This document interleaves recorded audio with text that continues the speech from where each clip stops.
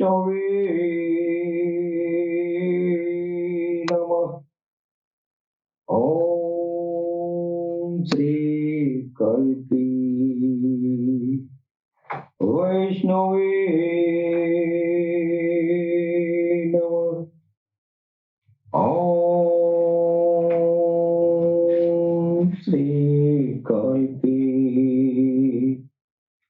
वैष्णवे नमः।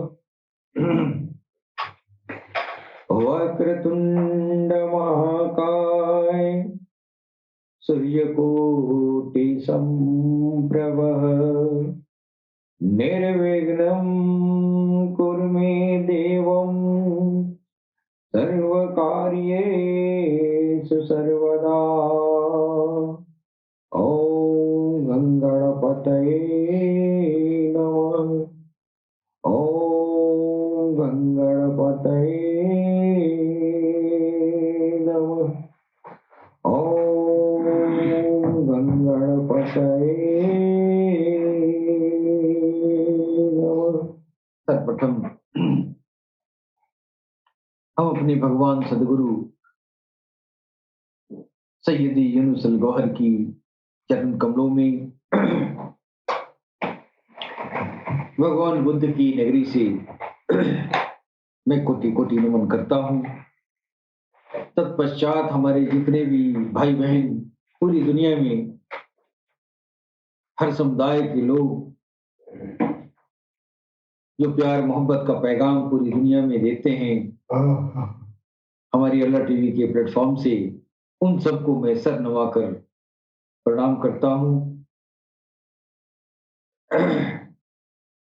हमारे तमाम गौहरी भाई बहनों को गौहर शही मरहबा।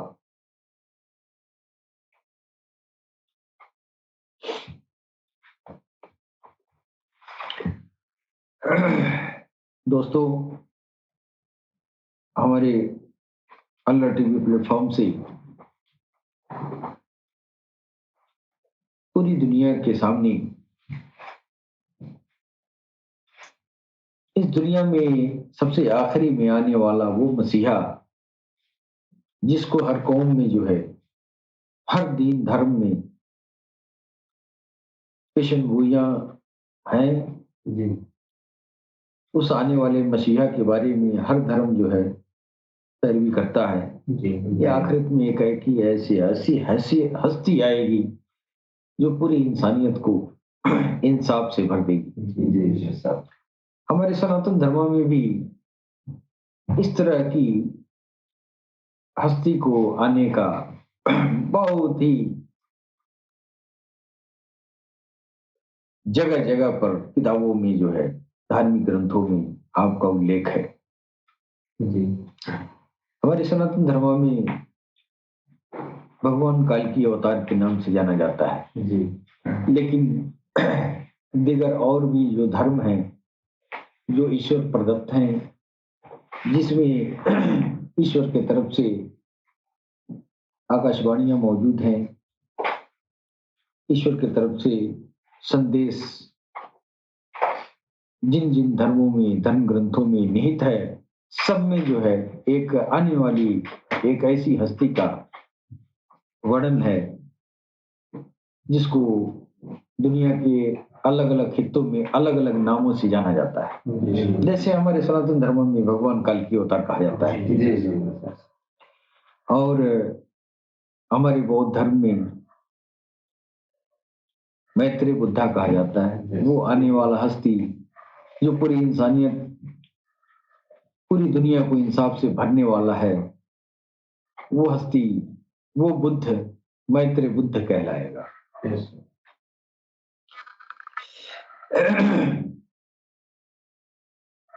हमारे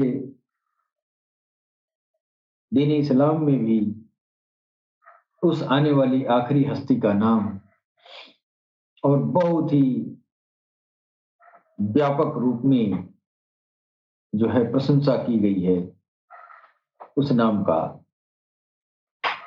जो इमाम मेहदी अलैहिस्सलाम के नाम से वर्णन आया है सारी इस्लामी किताबों में। और पैगंबर इस्लाम खुद जो है इस आने वाले मसीहा जो आखिरत में आने वाला है उस मसीहा का भूरी भूरी प्रशंसा करते थे, यहाँ तक कि उस मसीहा को याद करके जारो कतार भी रोते थे।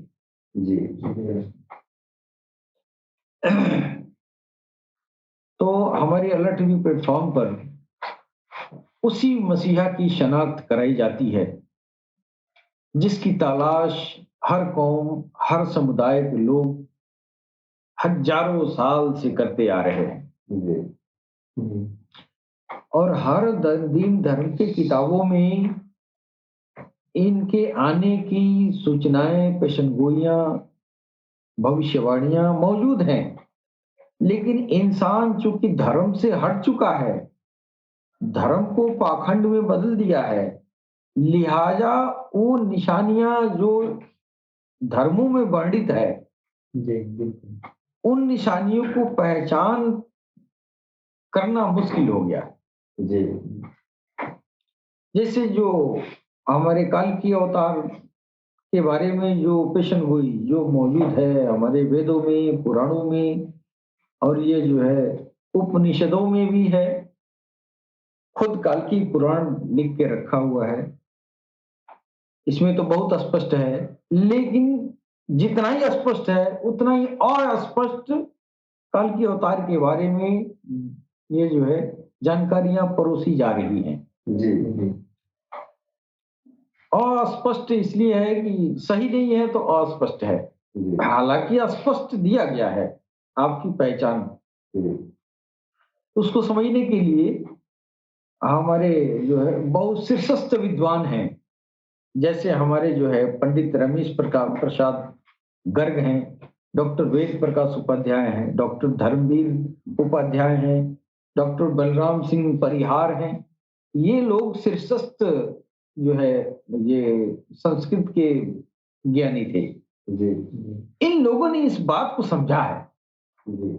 और इसके अलावा किताबों में अपने आप से किताबें लिख लिख के दुनिया को ये चीज बताए हैं कि ये काल की अवतार की शख्सियत, ये हस्ती कौन है। जी। लेकिन उनके बाद जो और अन्य विद्वान रहे वो देश के, उनके मन में इस तरह का देश की भावना के चलते वो वेदों और पुराणों के अर्थ को अनर्थ कर दिए। जी। यहाँ तक कि पुराणों को फिर दोबारा उसको चेंज करके लिखा गया। अब भविष्य पुराण में हमारे भगवान कल्कि अवतार को जो है वो सारा वो पहचान पैगंबर इस्लाम के बारे में दे रहा है। भविष्य पुराण के जो वो प्रति वो रचना जो मोहम्मद रसूलुल्लाह के आने के पहले लिखी गई थी, उनमें इनके आने की सारी सूचनाएं दी गई है और बड़ी प्रशंसा की गई है। लेकिन वो भविष्य पुराण जब धर्मों का जो है ये नफरत जब फैलने लगा तो ये भविष्य पुराण जो है उसको चेंज किया गया। यानी पहले के भविष्य पुराण में जो असल है, जो भविष्य में होने वाला है, वो उस भविष्य पुराण में मोहम्मद रसूलुल्लाह की बड़ी ही तारीफ की गई है। लेकिन बाद में जो है देखा गया, बाद में कुछ ऐसे विद्वान गुजरे जो दिल के अंदर जो है उस हस्ती से मुग्ध हो गया, उससे चिढ़ हो गई। और लोग जो है, जो कि हर इंसान के साथ जो है एक नफ्स लगा हुआ है, तो ये नफ्स बड़ी ताकतवर होता है।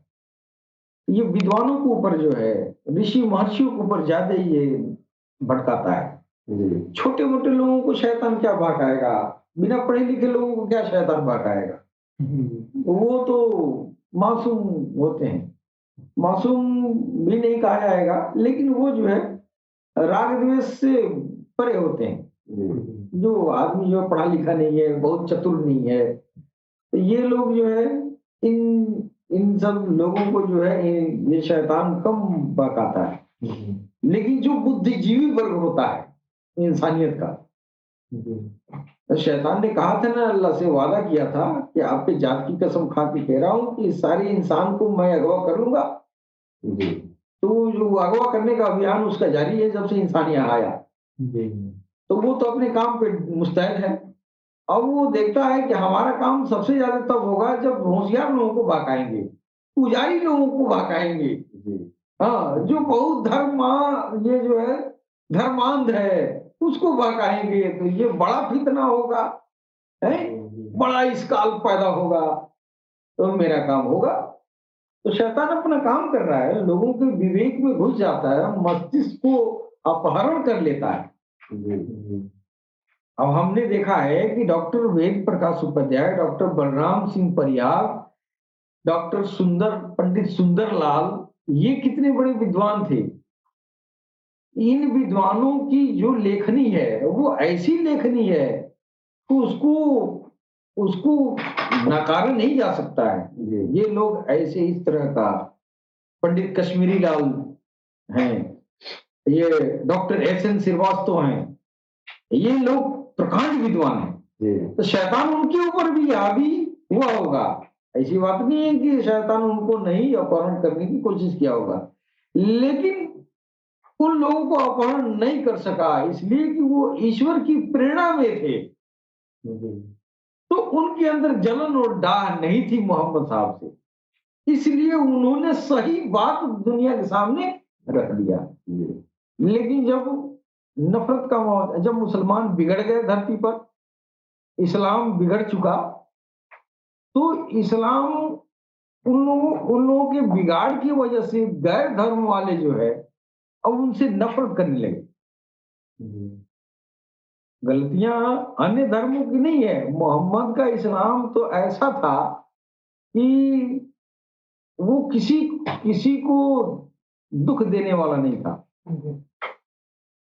सितम उठाने वाले लोग मुसलमान होते थे, लेकिन आज के मुसलमान देखिए सिर्फ नाम रह गया। तो मोहम्मद रसूलुल्लाह कह के भी गए थे एक जमाना आएगा कि बस नाम के जो है बहुत मुसलमान होंगे, एक मेरा होगा, 73 मत होंगे, 73 तरह के मुसलमान होंगे, एक मुसलमान मेरा होगा, एक कौम एक फिरका मेरा होगा, बाकी सब के सब जहन्नमी होंगे, एक होगा।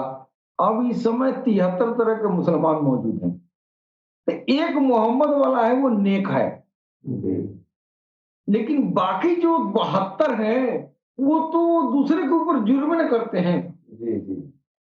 वो दूसरे के ऊपर जुर्म नहीं करेंगे, इसलिए कि वो इस्लाम को धारण किया ही नहीं है। जब वो इस्लाम को धारण किया ही नहीं है तो दूसरे के ऊपर जुर्म करेगा, है कि नहीं? तो अब इन जो नाम निहाद मुसलमान है, इनकी वजह से अब अन्य कौम वाले दुनिया के और भी जो लोग हैं वो इनकी वजह से इस्लाम से जो है रिपल्सन करना शुरू कर दिए। अभी भी रिपल्सन लोगों को, अब तो मुसलमान के नाम सुन के अब तमाम तरह से लोगों के अंदर भ्रम घुस गया, हो न हो ये आतंकवादी होगा। जी, ये बात क्यों आई इंसानियत के जान में? कहीं न कहीं इसी में से आतंकवादी गुजरे हैं, तभी तो गैर आदमी आके कहा अरे हो न हो कहीं हुए हो। जी बेशक। तो गलतियां इस्लाम के मानने वालों की है कि अपनी पहचान, ये नहीं कि सारे मुसलमान ऐसे हैं, एक तो मोहम्मद वाला है ही है जी, लेकिन अधिकाधिक तो वो है जो इस्लाम को बदनाम कर रहे हैं, नाम निहाद मुसलमान है जी, है कि नहीं? इनकी वजह से गैर लोगों के मन में कलुषता आ गया, मन में मैल बैठ गया, इसलिए कि स्वभाव ही इस्लाम का नहीं था। इनका स्वभाव जिहाद का है, इनका स्वभाव बस सीधे ये हुरो गिलमा वाली बात है, इनको जो है बस काटो मारो वाली बात है, और ये समझते हैं अल्लाह के नाम पे हम कट रहे हैं, अल्लाह के नाम पर हम ये कर रहे हैं। आपको कोई रोकेगा आपको भजन भाव में, तब आप काटने जाइए तब तो ठीक है, लेकिन आपको कोई रोक भी नहीं रहा है, आपको कोई टोक भी नहीं रहा है, उसके बाद भी आप जिहाद लेकर घूमेंगे तो इस्लाम को आप बदनाम नहीं करेंगे, क्या करेंगे? तो ऐसे लोग जो है, इन लोगों की वजह से जो अच्छे सोच वाले, जो सच्चाई जानने वाले, जो दुनिया में विदो वर्ग था, वो सच्चाई जानते हुए भी उस सच्चाई को छुपा लिया, इसलिए छुपा लिया कि इनकी वजह से मोहम्मद बदनाम हो गए। समझ गए? हाँ, इनकी वजह से मोहम्मद रसूलुल्लाह भी बदनाम हो। अब लोग ये समझते हैं ये काटने मारने वाले जो मुसलमान है, तो ये तो मोहम्मद साहब से ही निकले हैं सब, तो लोगों के अंदर एक तरह की नफरत पैदा हो जाती है। इसमें दोस्त जो है, जो कल्कि अवतार की जो हकायक है, हकीकत है, ये ढंग, ये जो है सनातन धर्म में जो आज के सनातन में जो ढका गया है, वो इन मुसलमानों का जो क्रिया का प्रतिक्रिया है। वो जैसा क्रिया किए हैं उसी तरह की प्रतिक्रिया इधर से मिली है कि नहीं? तो अब ये जो है बहुत कुछ बदल गया है, इधर भी बदल गया, उधर भी बदल गया।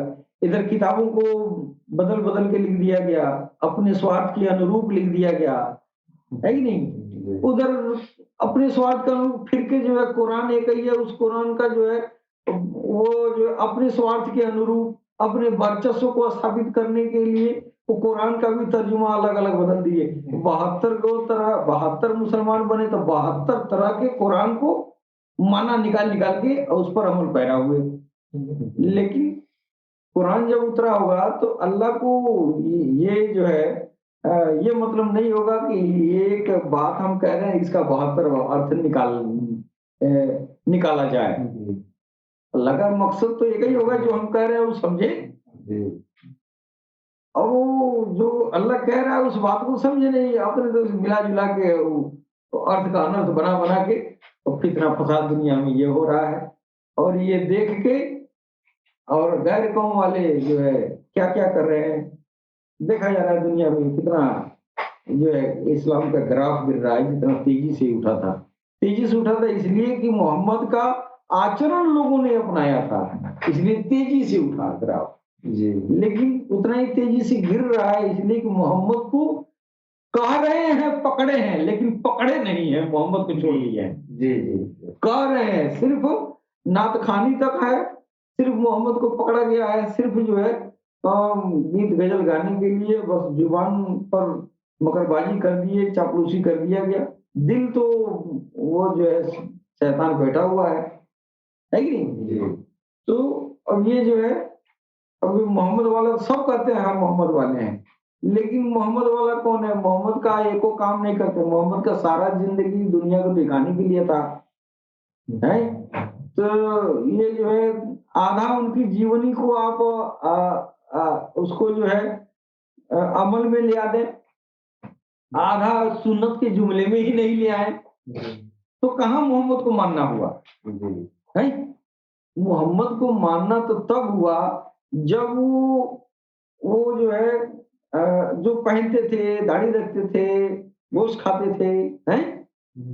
तो ये आप कर रहे हैं, चलिए ये सुन्नत। नमाज पढ़ते थे, ये भी सुन्नत है, आप कर रहे हैं। और बैठ के अल्लाह अल्लाह अल्लाह का जिक्र करते थे, उनका दिल अल्लाह अल्लाह करता था, वो सुन्नत के जुमले में नहीं आएगा।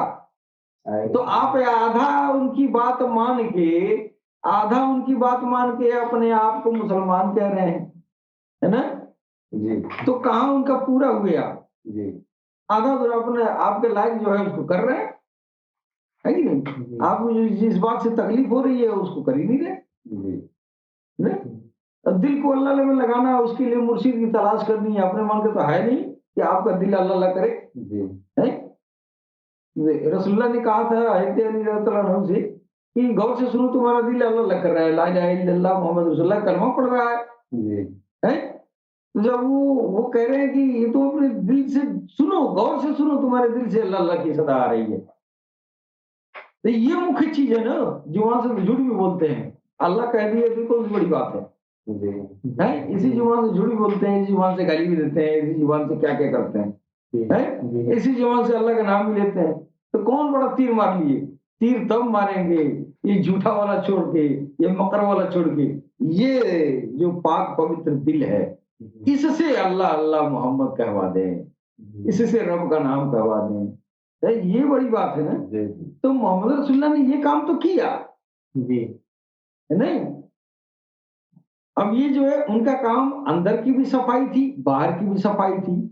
तो सफाई आधा ईमान है, सफाई आधा ईमान है। हमने बहुतेरी मुसलमान भाइयों को सुनते हुए देखा कि सफाई आधा ईमान है। तो आधा कहाँ ईमान है भाई, पूरा क्यों है? आधा कहाँ है? भाई सफाई है, ईमान है, तो आधा कहाँ है?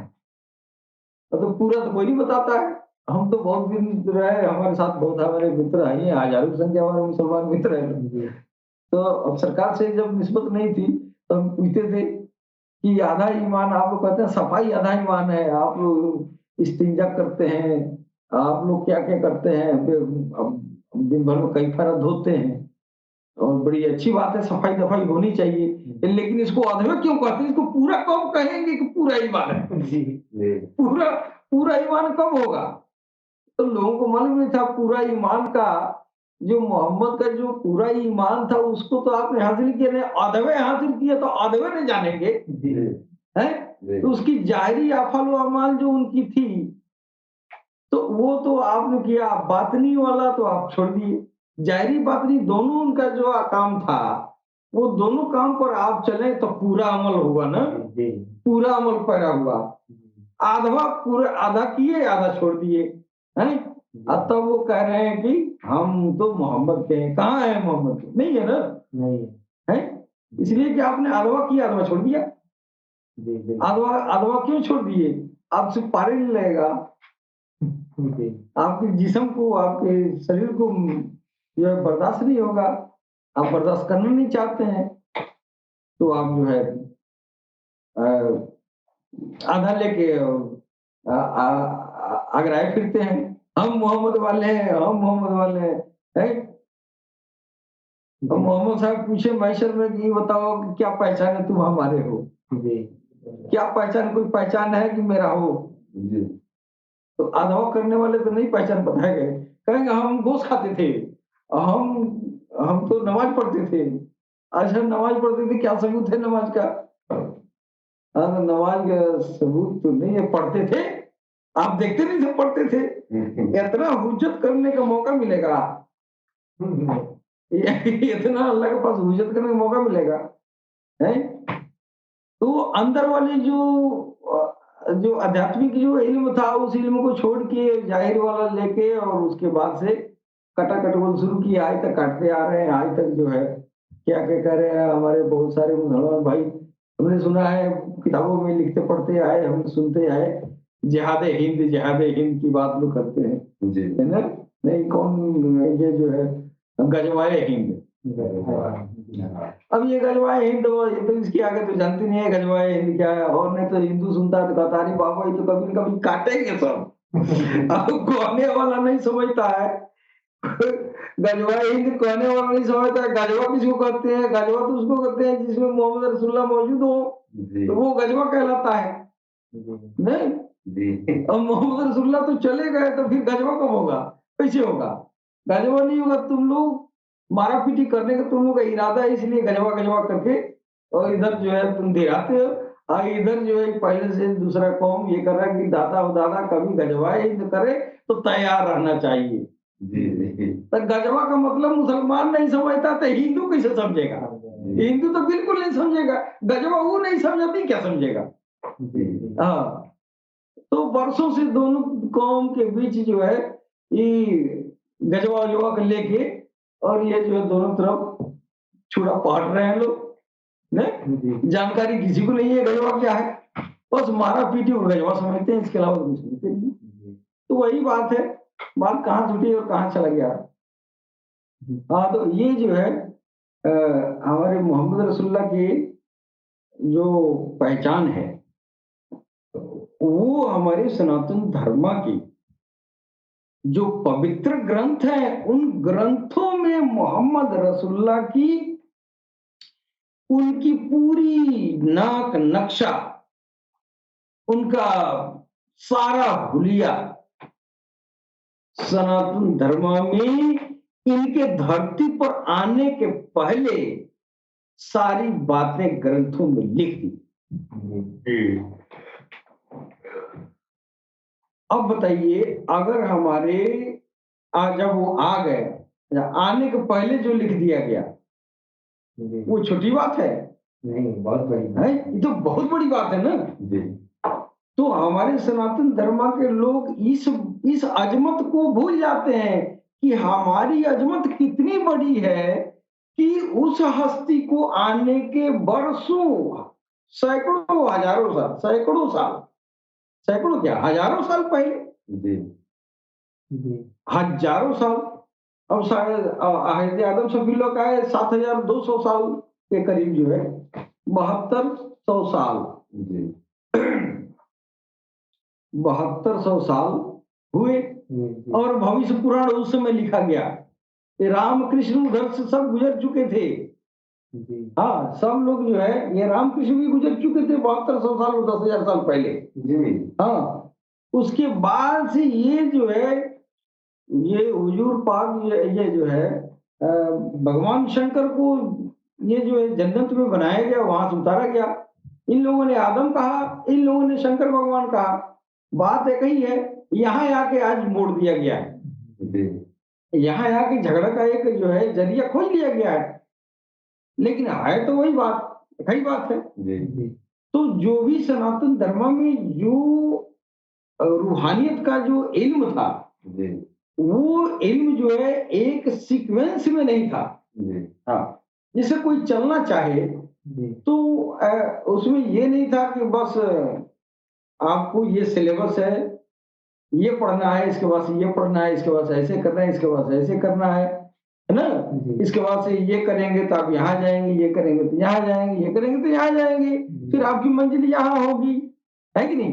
ये रूट चार्ट है ना, ये चीज जो है सनातन धर्म में नहीं था, है कि नहीं? जिस समय आदम शफील्लाह आए, इसके पहले ये सब जो है, ये हालांकि ईश्वर अपने ईश्वर अपने जो है प्रतिनिधि को भेजता रहा।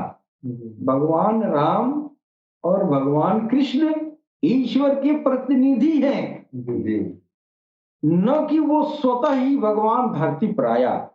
उनके अंदर भगवान था, उनके अंदर ईश्वर था। अब तो ये तो सनातन वाले भी जानते नहीं है कि अंदर ईश्वर कैसे आता है, इसलिए कि रूहानियत थी ही नहीं। अब सरकार गौरशाही आए हैं तब ने बताया है कि ईश्वर अल्लाह अंदर कैसे आता है, हमने बताए हैं। अब ये जो है फन्ना फिल्ला, बका बिल्ला, निका बिल्ला, ये सब जो है मोहम्मद रसूलुल्लाह जब आखिरी में आए तो विधिवत रूट चार्ट दिए भगवान तक पहुंचने का। इसके पहले तो यही था, जो ही पकड़ ले बस, कोई एक पैर पे खड़ा रहे तो 12 बरस खड़ा हो जाए, ये तपस्या है। क्या तपस्या है? नफ्स को पाक करने का ये तरीका था। कोई खाना ही नहीं खाता था, है? कोई घास करके रहता था, झोटा जंपा पड़ा लेते थे। अपने नफ्स को पाक करने के लिए ये सब उपाय किए जाते थे। कितना कठिन मेहनत था, लेकिन ईश्वर ने इसको, इस प्रोसेस को, जो पहला स्टेप अध्यात्म का है, इसको पार करने के लिए आसानी पैदा किया। आसानी क्यों न करे? सबसे अजीज, सबसे महानतम उसका प्रतिनिधि जमीन पर आ रहा है। तो जब जमीन पर उसकी ऐसा प्रतिनिधि आ रहा है, जो प्रतिनिधि जो सबसे आला है, उसके पहले कोई भी प्रतिनिधि उस कल्कि अवतार की तरह नहीं है, उस मोहम्मद की तरह नहीं है, तो फिर वो इंसानियत को और लोगों की अपेक्षा ज्यादा आसानी देगा ना। इंसानियत को उसके, ये जो पिछले अदवार के अपेक्षा इंसानियत को ज्यादा सुलभ उपलब्ध कराएगा, है कि नहीं? तो विकास इसी को कहते हैं ना। अब पहले क्या था, आप अब देख लिए, 100 साल पहले आप जो है खेत में हल लेके जोतते थे, 2 बैल रखते थे, हैं? फिर आप जो है धीरे धीरे धीरे धीरे, अगर 1 एकड़ खेत जोतना है तो कब होगा कोई ठिकाना नहीं। लेकिन जब टेक्नोलॉजी बदला, समय बदला, जब अगला दौर जब आया, तो आज देखिए कितने तरह के ट्रैक्टर जो है बन गए, खेती के सामान, शस्त्र, यंत्र सब बन गए। कितनी आसानी से काम यही वो भी करते थे, काम ये भी यही कर रहे हैं।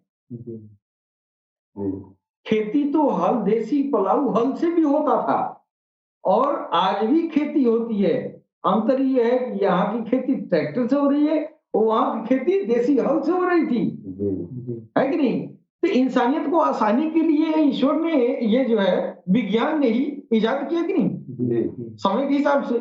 उसी तरह जो है अध्यात्म का भी मामला था। इंसान जब धरती पर आया तो आते आते अध्यात्म एकदम उरूज पर नहीं था।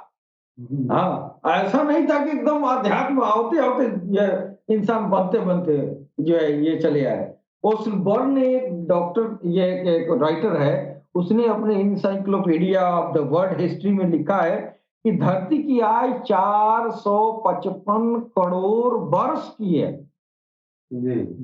455 करोड़ वर्ष इस धरती की आयु है। अब इतना लंबा समय है?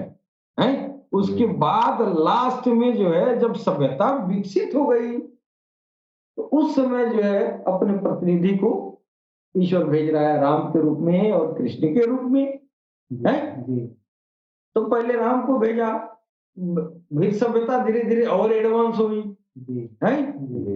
तो उस समय जो राम को जो ईश्वर जो है अध्यात्म ज्ञान जो सिखाया था, कृष्ण के जमाने में उससे एडवांस वही ज्ञान हो गया। क्यों हो गया? सुलभता ज्यादा मिलती गई, ज्यादा भक्त होते गए, ज्यादा भक्त सफल भी होते गए, ईश्वर तक पहुंचते गए। क्यों? समय के हिसाब से विकास होता है कि नहीं? तो उसी तरह जो है अब राम को कहते हैं 12 कला के मालिक थे, तो कृष्ण 16 कला के क्यों हो गए? जब वही है तो 16 कला क्यों इनको मिला? 12 कला उनको मिला, 16 कला इनको मिला, है कि नहीं? अब कृष्ण के बाद से फिर जो ईश्वर का प्रतिनिधि आएगा, तो हो सकता है उसको 50 कला दे। उसके बाद फिर जो आएगा उसके हो सकता है 60 कला दे, है? और जो सबसे प्यारा दुलारा, सबसे अजमत वाला जो पद है प्रतिनिधि का, वो काल की अवतार है। तो काल की अवतार जब आएगा तो उसको जो है सारी दुनिया के सारी कलाओं से अधिक कला उसके पास होगी।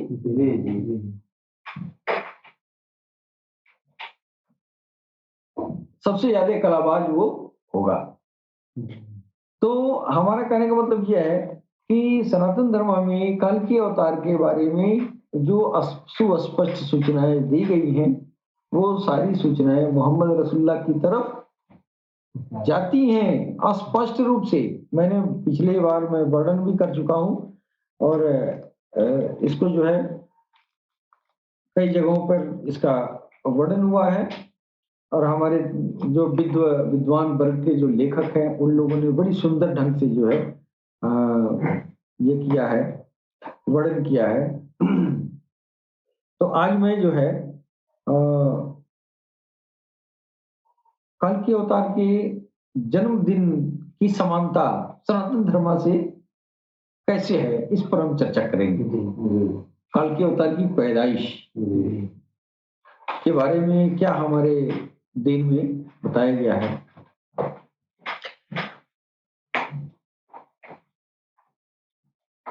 यह सर्वविदित है कि श्रीमद् भागवत गीता में कहा गया है, यदा यदा ही धर्मस्य ग्लानिर्भवति भारत अभ्युत्थानम धर्मस्य तदात्मान सृजाम्यहम्। श्रीमद् भागवत गीता सर्वविदित है, सारी दुनिया जानती है। यहाँ तक तो कोई विवाद नहीं है कि जब जब पापी लोगों का राज इस धरती पर होगा तब तब जो है वो इस जमीन पर आता है। और पुनः दुनिया में शांति भाईचारा स्थापित करता है। अच्छा, कल्कि अवतार जब हमारा जो है ये भगवत गीता कह रहा है कि जब जब धर्म की हानि होती है तब तब वो आता है। जी कौन आता है? ईश्वर नहीं, ईश्वर का प्रतिनिधि आता है। जी जी है कि नहीं? जी तो इस बारीकी को लोग नहीं समझ पा रहे हैं कि कलयुग को शुरू हुए 5100 साल, 5100 साल पहले कलयुग शुरू हो गया और कलयुग में कल की अवतार का आना सुनिश्चित है। जी जी है कि नहीं? जी और इतना लंबा समय 5100 साल का कलयुग है जिसमें दुनिया पापाचार पर उतर जाएगी। तो अगर काल की अवतार 50 बरस, 60 बरस, 100 बरस की जिंदगी लेके यहाँ धरती पर आ रहा है कोई, तो ये बताइए कि आपका 3 लाख कितना है? 4,36,000 बरस का कलयुग है। जी 4,36,000 बरस तक 60 बरस का दिया हुआ संदेश काम करेगा?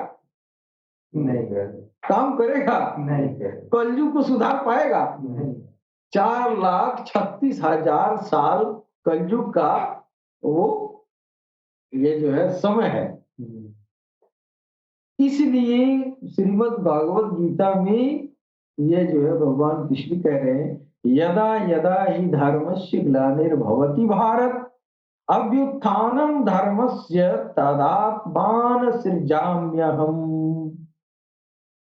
यानी जब जब धर्म की हानि होगी तब तब वो जो है आएंगे और पुनः शांति भाईचारा अमन स्थापित करेंगे। 60 बरस 50 बरस की उम्र लेके आए। अब मान लीजिए कि मोहम्मद रसूलुल्लाह ही है काल की अवतार, तो उनकी 63 साल की उम्र में दुनिया से आप चले गए, दुनिया से पर्दा कर दिए। दुनिया से ये लोग जाते नहीं है, एक मोटा मोटी कहा जा सकता है मोहम्मद रसूलुल्लाह वो दुनिया से जिस दिन चले गए सारी सब कुछ चला जाएगा। हाँ, तो वो जो है दुनिया से जाने वाले नहीं है लेकिन जाहिर तौर पे चले गए हैं ना। जी 63 साल का ही उम्र था और ये जो है ये 4,36,000 साल तक 63 साल के संदेश में उनके जाने के 200 साल के बाद से करबला शुरू हो गया। कितना कत्ल गारत मुसलमान किए, नहीं किए? बहुत की तो उनके आने के बाद वो 63 साल के बाद जो है जब चले गए तो 150 साल, तकरीबन 50 से 100 साल गुजरा होगा। इतना ही के बीच में बिगाड़ पैदा हो गया, बड़ा सा बिगाड़। फिर जो है लोग नफरत में पापाचार में लिप्त हो गए। तो अब बताएं हजरत कि 4,36,000 बरस कैसे चलेगा? कैसे चलेगा? नहीं चलेगा ना। नहीं चलेगा। वो जब जब देखेगा हानि हो रहा है ना तब तब वो आएगा। हाँ, तब तब वो आएगा। कभी कृष्ण बन के आया, कभी राम बन के आया, तो कभी ईसा बन के, कभी मूसा बन के अपने प्रतिनिधि को भेजता रहा, है कि नहीं? प्रतिनिधि बन के आया, वो नहीं आया। ईश्वर कभी नहीं आता है धरती पर। वो क्या आएगा? भाई आपका मालिक है, वो सारी दुनिया का बनाने वाला है, आपके बीच में क्यों आएगा? उसका अलग अपना जो है रुतबा है ना। यहाँ पे नासुत में आएगा, मृत लोक में वो क्या करने आएगा? जो लोग ये कहते हैं नहीं भगवान उतर के आता है, भगवान उतर उतर के नहीं आता है, नहीं। हाँ, कुरान में उसने कहा भी है, ईश्वर ने कह भी दिया है, मैं किसी से पैदा नहीं होऊंगा, न हुआ हूं, हमको किसी ने नहीं पैदा किया है, यहाँ आएंगे तो पैदा नहीं होंगे, है कि नहीं? अब यह बात जो है अगर सनातन धर्म के लोगों को अगर नहीं मालूम है कि वो कहा है कि पैदा नहीं होता हूं, मैं पैदा नहीं होगा, मेरा कोई जनने वाला नहीं है, हमको किसी ने नहीं पैदा किया, जब किसी ने पैदा किया तो फिर यहाँ आएंगे तो पैदा तो होना पड़ेगा। जी वो नहीं आता है, वो बोल दिया है ना कि हम नहीं आएंगे, जी अपना जान छुड़ा दिए हैं। अब जबरदस्ती आप कहते हैं नहीं वो आएगा आएगा, तो आप कह रहे हैं, आपके कहने की बात है, आप बनते रहिए, वो है कि नहीं। और उसके पास प्रतिनिधियों की कमी है, वो यहाँ आएगा। अब वो कहे कि हम अल्लाह है, हम भगवान है, लोग दौड़ाने लगेंगे कटारी लेके। तू अल्लाह है तो अब हिंदू दौड़ाएगा है, अब भगवान है, भगवान अगर ऊपर जाए तो मुसलमान कहेगा मारो मारो ये राम आ गया, राम आ गया, है कि नहीं। जी तू कहे कि जानता नहीं है भगवान कि हम जाएंगे तो हमारा कौन दशा करेंगे, सब जी हमको बांट देंगे सब। जी हम उन लोगों के सामने जाएंगे तो हम अपने को अल्लाह कहेंगे कि राम कहेंगे। दोनों में कुछ नहीं कह रहे हैं तब तो हमारा पहचान ही नहीं होगा। अब कुछ कह दिए कि हम राम है तो ये नहीं छोड़ेंगे, अब कह दिया हम अल्लाह है तो हिंदू नहीं छोड़ेगा। तू भगवान काहे के आएगा, आएगा ही नहीं। हाँ, आपकी फितरत को जानता है कि सबके पूंछ पर एक एक जो है शैतान बैठा दिए हैं, तो सब बरगलाए रहेंगे, सब पगलाए रहेंगे। जी जी तो एक होशियार आदमी चट्टू पागल अगर आपस में लड़ रहे हैं, होशियार आदमी झगड़ा फरियाने जाएगा? नहीं जाएगा। इसलिए वो जानते हैं इन लोगों के पास माथा ही नहीं है। कि जब माथा ही नहीं है तो क्या समझाएंगे। जी जी तो अल्लाह जानता है ना कि शैतान जो है वो कसम खाया था मेरे सामने, कहा कि हम तेरे सारे बंदों को भगा लेंगे, जी हैं सबको भगा लेंगे, एका दुखी जो तुम्हारा होगा खास उसको छोड़ के बाकी सबको ले लेंगे अपने खेमे में और कत्लो गारत कराते रहेंगे। जी तो अल्लाह मियाँ जानते हैं, ये तो भगवान जी जो परम पिता परमेश्वर है, जो सृष्टि करता है, वो तो जानते हैं कि भाई शैतान तो सबके नाभि में बैठा हुआ है या सबके पोंछ पर बैठा हुआ है, वो फुदकाता रहता है। जब तक वो जिंदा रहेगा तब तक उसको मार काट करवाने पर, नफरत फैलाने पर उसका मिशन है ना वो। जी तो भगवान जी क्या कहते रहेंगे जानते नहीं है, अब तो चाहे वो शत्रुघ्न चढ़ा दी। जी यही भगवान है कि नहीं पहले पूछो। ये भगवान जी है, ये अल्लाह है कि नहीं। हाँ तो इंसान लगेगा मंत्र मिलाने, ये भगवान है कि नहीं है, ये अल्लाह है कि नहीं है। अच्छा, दूसरी बात, अगर अल्लाह और भगवान को जमीन पर आने की अगर वो रस्म बनाया होता तो कितना लोग ठगे जाते। जितना पीर फकीर साधु महात्मा जितना धरा रहे पकड़ा रहे हैं, जी अगर वो रस्म चलाया होता कि वो खुद आता तो इसी के हवेक में लोग उसको भी समझते ना। जी तो भगवान जानता नहीं है हम जाएंगे तो हमारे ऊपर कोई शंका भी कर लेगा, इसलिए कि बिगड़े हुए जाते हैं सब है, तो वही बिगड़ल का हमको भी समझ लेंगे कि वही बिगड़ता मसीहो नहीं ना होके जी है। तो भगवान कभी भी इस धरती पर नहीं आया है, वो स्वयं नहीं आया है, अपने प्रतिनिधि को नियुक्त करके और अपना कोई मेजर अंश जो है उसके अंदर दाखिल कर देता है। हाँ, अपना एक पावर उसके अंदर दाखिल कर देता है, फिर यहाँ रहता है और समाज सुधार का काम करता है और भगवान कराता है कि नहीं। अब भगवान के बारे में जो है अब लास्ट में जो है जब सरकार वहरशाही आए हैं तब बताए हैं कि भगवान किसको कहते हैं। इंसान को भी भगवान कह दिया जाता है, जिसके अंदर भगवान आ गया, भगवान का कोई चीज आके बैठ गया वो भगवान है। सीधी सी बात है। वो खुद नहीं आता है, अपनी कोई चीज अता कर देता है कि नहीं। अब मान लीजिए कि आप जो है आपके आपके खून में किसी का खून चढ़ गया है कि नहीं, तो उसके खून के जो है जितना वो उसके जो गुण होगा, जो डीएनए होगा, तो उसका इसमें आ गया है कि नहीं। उसी तरह ईश्वर है, अपने प्रतिनिधि को भेजता है ना, तो अपने डीएनए डाल के भेजता है, तो उसके गुण इसमें परिलक्षित होने लगते हैं। तो परिचित लगते होंगे तो दुनिया वाले कहते हैं, अरे भगवान है, भगवान महावीर, भगवान बुद्धा, भगवान श्री राम, भगवान श्री कृष्णा, वो ये सब चीजें जो है वो नहीं आया है, अपना डीएनए डाल दिया है इसमें, जी अपना डीएनए उसमें डाल दिया है, वो गुणधर्म आ गए हैं, जी उस गुणधर्म पर आधारित हम उसको भगवान कह रहे हैं, जी स्वतः नहीं आता है। और सबसे बड़ा काल की अवतार को पहचानने में सबसे बड़ी मुसीबत यही बात है कि इंसान यही समझता है कि भगवान स्वतः आएंगे जमीन पर आएंगे, जी है कि नहीं? तो ये लोगों का अपना भ्रम है। हमारे पुराणों में ये जो है 24 अवतार का व्याख्या है, जिसमें 23वें अवतार गौतम बुद्ध को कहा गया है। जी ठीक है, उसमें गलत नहीं है, लेकिन गौतम बुद्ध के अंदर वो उसी भगवान का डीएनए था, न कि वो जो है खुद वो था। जी हाँ, और भगवान बुद्ध भी कहे गए लास्ट में जो है अपने शिष्य से उन्होंने कहा था, ऐ नंदा, मैं पहला बुद्ध नहीं हूं, मेरे बाद एक ऐसा बुद्ध आएगा जमीन पर कि पूरी इंसानियत को इंसाफ से भर देगा, जी ठीक है नहीं? तो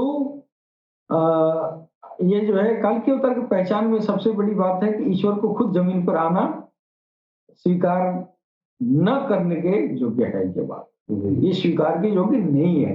अपने प्रतिनिधि को, उसके पास इतने प्रतिनिधि मौजूद है, वो क्या करने आएगा? यहाँ आएगा लोगों का गाली सुनने, ये फसाद करने, ये जो है देखने आएगा। जी तो वो देखा है, अपना किताब कापी लेके बैठा है, यहाँ से करके जाओगे वहीं हिसाब देगा। जी भगवान नहीं आता, अपने प्रतिनिधि को भेजता है। और सबसे लास्ट जो प्रतिनिधि होगा वो मोहम्मद रसूलुल्लाह होंगे, और मोहम्मद रसूलुल्लाह दोबारा मेहदी बन के आएंगे। जी ये मेहदी अलैहिस्सलाम यही काल की अवतार, जी ये काल की अवतार का पहला एपिसोड मोहम्मद रसूलुल्लाह, दूसरा एपिसोड इमाम मेहदी के रूप में। इमाम मेहदी का भी दो दो कई एपिसोड होगा। एक एपिसोड की आके पूरी दुनिया में मोहब्बत का पैगाम देंगे, जी हिदायत का काम चलेगा। आखिरी में जब नहीं मानेंगे लोग, तब वो छड़ी वाला काम होगा, क्या वो समझाने, दीन धर्म तालीम फेल, जी तब वो जो है उसके बाद आखिरी में वो जो है वो छड़ी का काम करेंगे। हाँ, ऐसा नहीं कि घोड़े पर सवार होके काल की अवतार आके काटाकुटी करेंगे, ऐसा नहीं है। और आएंगे वैदिक धर्म की स्थापना करेंगे। वैदिक धर्म क्या है? वही है जो सत्य का जो शुरुआत हुआ था, शुरू में जहां मिलावट नहीं थी, ओरिजिनलिटी पर पहुंच जाना, यही वैदिक धर्म है। इसी की स्थापना होगी, जिसको दीन इलाही, ईश्वर धर्म, ये जो है उम्मत वाहिदा होगी। ये काल की अवतार है। मारकाट नहीं करेंगे, मारकाट करने वाले तो ये जो है आज किताब में तो लिखा है घोड़ा में चढ़ेंगे, हैं, रेत में और उसल में पैदा होंगे, तो ये तो सब मोहम्मद साहब के अंदर था, है कि नहीं? 12 रबीउल को पैदा होंगे, 12 रबीउल को पैदा हुए, हैं? तो ये सारी बातें तो लिखी गई। लेकिन काल की अवतार का एक दौर से काम नहीं चलेगा, कई दौर होंगे, इसलिए कि 4,32,000 साल तक ये काम करना है, इसलिए उनका कई बार पदार्पण होना सुनिश्चित है। इसके साथ ही हम अपनी वाणी पर विराम देना चाहते हैं। फिर अगले हफ्ते मालिक ने चाहा, सरकार की कृपा हुई तो फिर आपकी सेवा में प्रस्तुत हाजिर होंगे। तब तक के लिए आज्ञा दें। सलाम, नमस्ते, सत श्री अकाल, गौर शहीद होगा।